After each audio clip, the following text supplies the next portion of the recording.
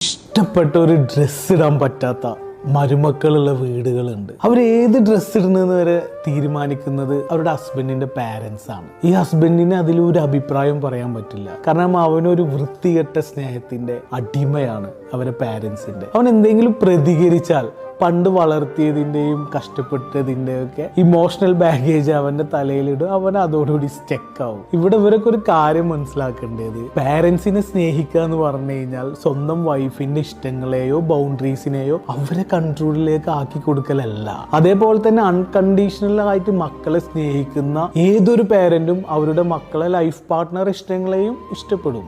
ഇവിടെ നടക്കുന്നത് ശരിക്കും ഒരു വൃത്തികെട്ട സ്നേഹമാണ്. അവര് വിചാരിച്ച പോലെ അവരെ ഈഗോക്ക് അടിമപ്പെട്ട് ഇവരെല്ലാവരും ജീവിക്കണമെന്ന്. അപ്പൊ ശരിക്കും ഒരു കുടുംബത്തെ സ്ട്രക്ചർ ചെയ്യേണ്ടത് കയറി വരുന്ന പെൺകുട്ടിയുടെ ഇഷ്ടങ്ങളെയും അവളെ ബൗണ്ടറീസിനെയും കീപ്പ് ചെയ്തിട്ടാണ്.